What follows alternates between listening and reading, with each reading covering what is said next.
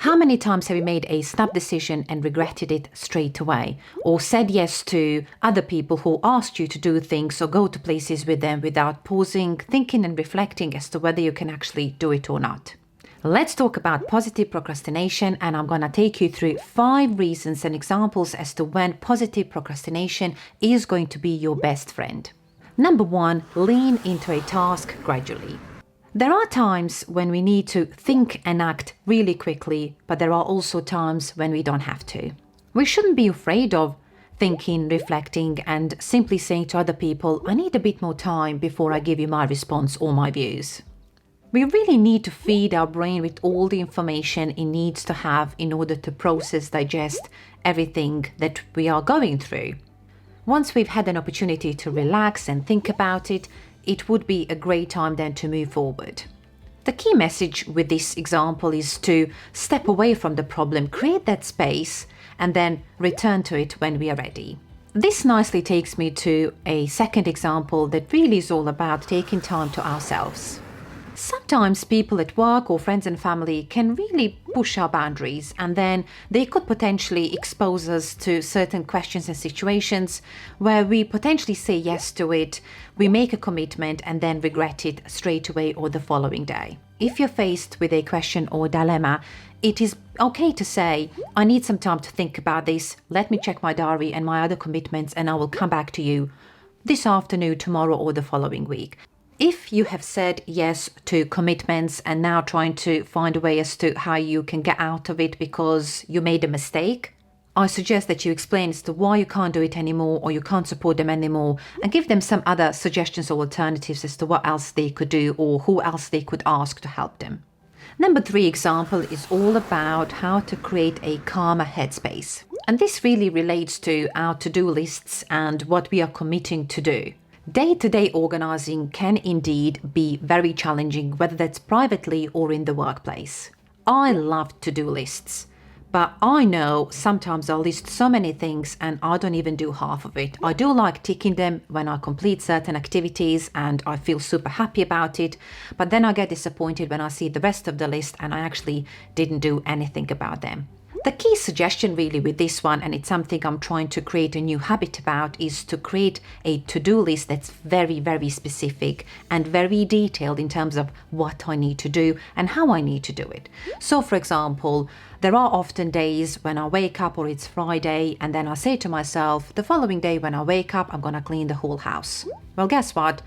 I've never had an opportunity to just clean all day and the house is clean towards the end of the day. But if I wake up and I have on my list clean kitchen today, and for that you will need certain cleaning products which you don't have, you do have to go to a supermarket, and whilst you're there, grab other things as well, and these are the things that you need to buy.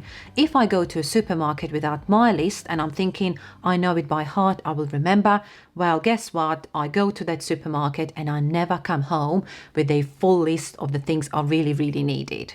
The same goes for the workplace to-do lists. The more specific we are, what we need to do, how we need to do it, who we need to speak to, what are the key results that we are hoping to achieve, the easier for us.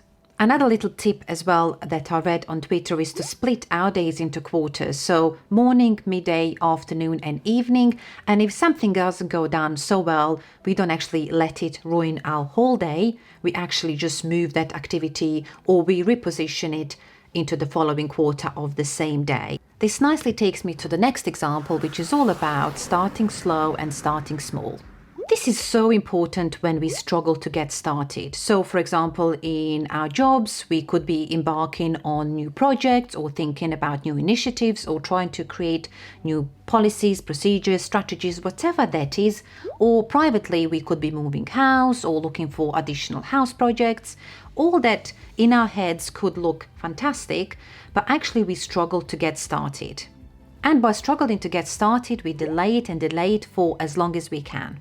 My suggestion is, and this is really for all of us who struggle to get their head around as to how they could approach any project, whether that's in the workplace or privately, is to really try and break it down into quarterly activities. So start small, and then by completing small chunks of all these activities, before you know it, you will actually have it delivered and get it done. And this nicely takes me to the final point and final example of this positive procrastination video, which is all about managing our expectations and managing our overload. Most of us can multitask at any time. However, sometimes it can be really overwhelming and can really put us off from doing what we actually need to do. And this is where we have to get so good at prioritizing. A typical example would be when you go to work and you receive emails all day long and you simply start responding to them as they come without really thinking, what can I leave to the side? What's just for my information? What can I just completely leave for the following day? Or what can I completely ignore? This is where we have to get so good at batching for efficiency, grouping activities and really understanding where they are on our to-do list, how important they are. Could we put some levels, level 1, level 2, level 3? We could create anything really that works for us, that really clearly explain, I'm going to deal with this today, I'm going to deal with this tomorrow, I'm going to deal with this next week. The key message with this one is what gets scheduled gets done. That's it for this video. Everything I've taken you through is something I have already started doing or thinking about as to how I can create new habits. So I actually do all of this. That should reduce my stress level, anxiety level, and give me a bit of a structure to my private life and my work life. Happy New Year, and I'll speak to you soon.